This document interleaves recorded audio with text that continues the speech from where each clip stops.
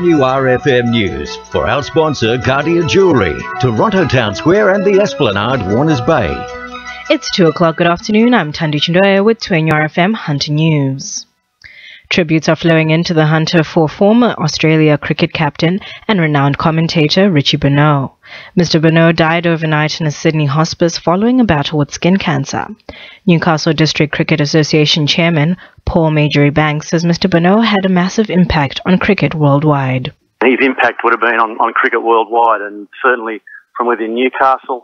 Played here many times when he was younger and attended many functions over the years in Newcastle. He certainly wasn't a stranger to Newcastle, and from his playing days through administration and to the commentary, and a massive impact on cricket throughout his life. Data from the Bureau of Crime Statistics shows arrests for the possession and use of crystal meth in the Hunter have jumped by 50% in the past 3 years, with most occurring in the Newcastle area.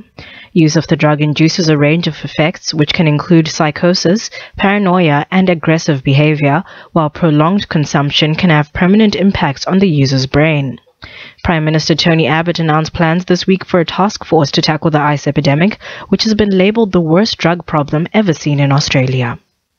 A 39-year-old man will face court after a search warrant was executed at a New Lambton home this week. Police allegedly found around 50 vials and about 700 tablets of a substance believed to be steroids, more than 15 grams of amphetamines, more than 51 grams of what is believed to be cocaine, and 2 firearms. Catherine Baczynski from police headquarters says no one was home at the time of the incident. It was about 2 p.m. on Wednesday the 8th of April when officers attached to Waratah Special Operations Group and Newcastle City detectives executed a search warrant at a home on Hobart Road in New Lambton. Construction on Newcastle's rail corridor is set to begin in June, seeing the addition of a new transport interchange at Wickham. The work reportedly hasn't been delayed by a Supreme Court ruling handed down disallowing the removal of the rail tracks.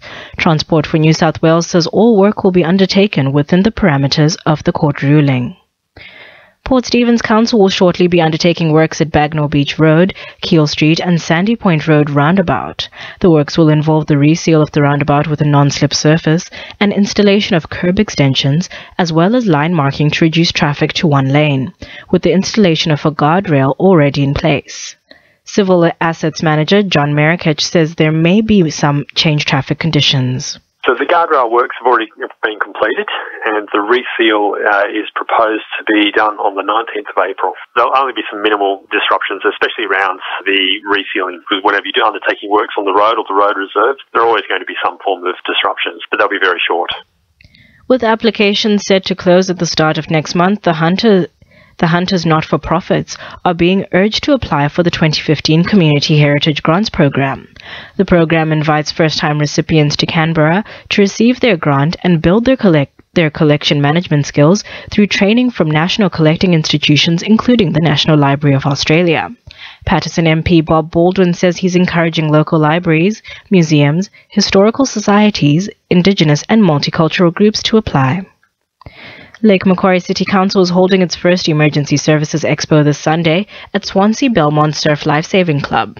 The expo will include displays and demonstrations from Fire and Rescue New South Wales, the Rural Fire Service, SES crew, New South Wales Police and Red Cross. Manager of Sustainability Alice Howe says everyone is welcome. The expo is open to absolutely everybody. It's on 11 till 3 on Sunday the 12th of April at Swansea Belmont Surf Lifesaving Club, and the Surf Club volunteers will also be providing food and drink, and we have sand champion sculptor Dennis Massoud coming along to build a fire-breathing dragon on the beach at 1 o'clock. In finance, the All Ords is up 23.9 points at 59.25, and $1 Australian dollar is buying 77.07 US cents. Sport for our sponsor, NewcastleCheapestCars.com.au. The Newcastle Knights are hoping to continue a streak of 4 successive wins on Cronola's home ground when they take on the Sharks tonight. The Red and Blue will be taking the field without key player Beau Scott, but will see the return of prop Corbin Sims playing alongside brother Tarek in their first club game together. Captain Kirk Gidley says he's confident in his side. We've got some great outside backs, halves when they're coming onto the ball well and calling the shots. Now we're an attacking team and we need to play towards that. After only 2 wins in 24 games, the Newcastle Jets are preparing to spend the entire $2.5 million salary cap next season. The side plan to recruit international and Australian marquees after spending this season without one. The Jets face competition leaders Melbourne Victory tonight at Amy Park. And in local rugby league, the Kurri Kurri Bulldogs will welcome Daniel Abraham back from injury this week for their clash with Central Newcastle on Saturday. That's sport. I'm Jorja Cowan. 2 in your FM News Time is 1:05.